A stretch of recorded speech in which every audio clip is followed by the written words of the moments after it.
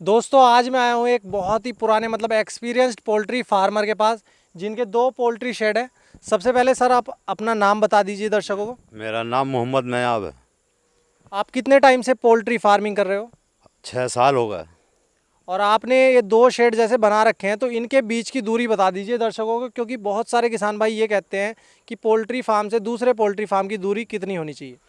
ये 30 फीट की दूरी है बीच में। तो इसमें कोई बीमारी के चांसेस तो नहीं है एक कोई फार्म से दूसरे फार्म में? कोई भी परेशानी नहीं आती, इसमें सही चल रहा है फॉर्म। जैसे आपने ये 2 फार्म बना रखे हैं, इनसे पहले भी आपने पोल्ट्री फार्मिंग किस में की थी, मतलब इनसे ही शुरुआत की थी? इनसे पहले एक दो फार्म दो और बनाए थे हमने, कच्चे फार्म। उसमें हमें प्रॉफिट हुआ तो फिर ये हमने बड़े बनाए दूसरे। आपको जैसे इतना ज़्यादा एक्सपीरियंस हो गया है, तो आप इस बिज़नेस के बारे में क्या कहना चाहते हो? इसमें फ़ायदा है या नुकसान कितना है, इस चांसेस बता दीजिए आप। इसमें प्रॉफिट होता है अगर बच्चे को सही करके पाल लें जी। तो प्रॉफिट होता है। बच्चे को ज़्यादा दवाई ना दे के पाल ले लें। इसका एक्सपीरियंस यही है कि ध्यान रखें अपने बच्चे का, बीमार हो दवाई दें, वरना कोई ज़रूरी नहीं इतना देना। जब भी डाल लें हमें फ़ायदा होता है, हर बार में फ़ायदा लेते हैं ऊपर वाले का करम से हम तो। जब भी बच्चा डालते हैं तो सोच समझ के डालते हैं, मतलब त्योहारों के हिसाब से डालते त्योहारों होंगे के आप? हिसाब से भी डालते हैं हम। त्योहारों का हिसाब देख कर डाल लें और अपने मंडी का हिसाब भी जोड़े हैं हम तो। अच्छा, तो इनको एक्सपीरियंस है, इन्होंने सब चीज़ को बिल्कुल प्लान करके डालते हैं। जैसे कोई त्योहार है या सावन का महीना है, उसमें छोटे चिक्स खरीद लीजिए, या फिर जैसे मुर्गा तैयार होता है तो वो किस टाइम पर तैयार हो रहा है, ये सबसे ज़्यादा सोचने वाली बात है। अगर आप ऐसे ही कभी भी बच्चा डाल दोगे अपने फार्म में, तो आपका जब मुर्गा तैयार होगा उस टाइम की मार्केट अगर आपको कम मिली तो बहुत बड़ा नुकसान होगा। जैसे कि इन्होंने बताया कि ये सही टाइम पर चिक्स को मंगाते हैं और उसको बेचने का टाइम भी ये पहले ही सोच लेते हैं, जैसे 30 से 35 दिन में तैयार हो जाता होगा। तैयार हो जा 30 से 35 दिन में तैयार करके बेचते हैं। और जैसे का पीछे कनाक्तों का हिसाब था तो हमने फार्म लेट करा, अब डाला इसीलिए। ये बात बहुत बढ़िया लगी। कुछ टाइम इंतज़ार करो, चाहे ज़्यादा जैसे 15 से 20 दिन भी खाली रह जाए फार्म, कोई परेशानी की बात नहीं है। हाँ, इसका हमने अभी भी 20 दिन खाली रखा फार्म, इसीलिए कि हमने देखा कनाकत आ रहे हैं आगे को, 9 दुर्ग हैं, उसके बाद हमारा मच्छा तैयार होगा। सर आपकी जो ये दोनों शेड है, इनमें आप कितने कितने चिक्स पालते हो? इनमें 5-5 हज़ार चिक्स पालते हैं हम। और ये 200-200 फीट लंबाई, 32 फीट की चौड़ाई से सेट बनाए हुए हैं हमारे। 5 हज़ार के लिए बढ़िया है यही। अच्छा। हाँ, काफ़ी जगह मिल जाती थी। और मैं देख रहा हूँ आपने पेड़ लगा रखे हैं ये बकायन के, इनका क्या फ़ायदा है, मतलब इसकी जगह पर दूसरे पेड़ भी लगा सकते हैं? पेड़ तो दूसरे भी लगा सकते हैं, लेकिन इनसे छाँव का ज़्यादा प्रॉफिट मिल रहा है हमें, छाँ अच्छी हो रही है इनसे। और गिरने उड़ने का भी खतरा नहीं है गिरने का इनका? भी डर नहीं है इनसे, जो कि गिरेंगे पेड़ उसका भी डर नहीं, ताकि ये ऊंचे ज़्यादा नहीं होते, अच्छा। इसलिए लगाया। तो जो भी किसान भाई अपने पोल्ट्री फार्म के आसपास पेड़ लगाना चाहता है, वो इस तरह के पेड़ लगाए कि वो हवा में टूट करके शेड पर ना गिरे और मुर्गों को नुकसान ना पहुँचे।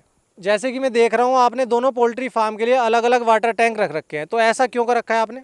इसमें दवाई से फ़ायदा है कि किसी में कोई सी दवाई यूज कर रहे हो तो किसी में कोई सी भी कर सकते हैं, अलग-अलग, इसलिए लगाया हमने ये। अच्छा, हाँ, क्योंकि दवाइयों का भी इस्तेमाल करना पड़ता है। करना पड़ता है तो दवाइयों की वजह से अपने टाइम पे दवाई बच्चों को मिल सकती है इससे, अलग-अलग है तो। और एक फार्म में कोई बीमारी आ रही है, एक में नहीं है, तो दोनों को दवाई देना नुकसान होगा। तो जो भी किसान भाई 2 पोल्ट्री शेड या 3 पोल्ट्री शेड बनाना चाहता है, तो सभी के लिए पानी का अलग अलग मैनेजमेंट रख के, अलग अलग आपने अगर वाटर टैंक रखवाया होगा, तभी आप सही से मेडिसिन का इस्तेमाल कर पाओगे। क्योंकि जो ऑटोमेटिक ड्रिंकर होते हैं उनमें पानी टैंक से ही चलता है, तो आप जो मेडिसिन देते हो वो वाटर टैंक में ही देते हो।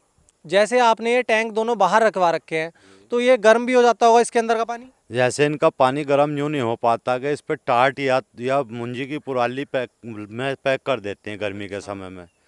जाड़ों में हम इसको खुला रख लेते हैं। जैसे अभी ठंडा मौसम हो रहा है हाँ, तो? तो इस टाइम खुला रख रखा, अब गर्म ज़्यादा ठंडा होगा तो इस पर टाट पैक कर दिया जाएगा ऊपर से। कोई दिक्कत नहीं आती पानी में, ज़्यादा ठंडा भी नहीं हो पाता और बच्चों को बढ़िया मिलता पानी।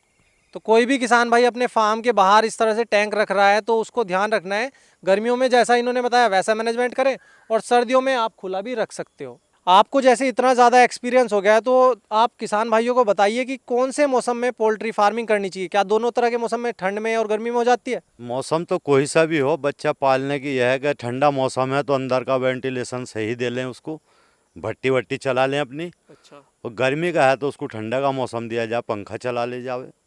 मतलब किसी भी मौसम में मुर्गे पाल सकते हैं? किसी भी मौसम में पाल सकते हैं, 12 महीने में कोई सा भी मौसम हो। बस ये है कि वेंटिलेशन देखना कि अपने पाल नीचे कर लिए, गर्मी हो रही है तो ज़्यादा, ठंडा है ऊपर कर लो। तो आपको ये सब मैनेजमेंट रखना होगा अपने फार्म में। आप किसी भी मौसम में मुर्गी पालन कर सकते हो, ऐसा कुछ नहीं है कि ज़्यादा ठंड हो रही है तो आप मुर्गी पालन नहीं कर सकते। बस अपना अंदर का एनवायरनमेंट ठीक रखिए, टेम्परेचर बना करके रखिए, तो आप अच्छी तरह से मुर्गी पालन कर सकोगे। तो आज के लिए बस इतना ही। आपसे मिलकर के हमें बहुत ज़्यादा खुशी हुई, आपने इतनी ज़्यादा जानकारी दी, और आपके पोल्ट्री शेड देख करके हमें बहुत ज़्यादा खुशी हुई, क्योंकि बहुत सारे किसान भाई ऐसे हैं जो पोल्ट्री फार्मिंग बिजनेस को छोड़ देते हैं। आपने बहुत ही अच्छी तरह से बताया कि आपको इसमें फ़ायदा हो रहा है, आप सही टाइम पर मुर्गी पालन करते हो, मतलब सही टाइम पर चिक्स को मंगाते हो। दोस्तों, आने वाले टाइम में हम और भी ज़्यादा इस तरह के पोल्ट्री फार्मर के पास जाएंगे जिनको ज़्यादा एक्सपीरियंस है, उनसे थोड़ा इस तरह की नॉलेज लेने की कोशिश करेंगे। तो आगे भी हमारी वीडियो को इसी तरह से देखते रहें और चैनल का नाम ध्यान रखें पोल्ट्री गुरुजी।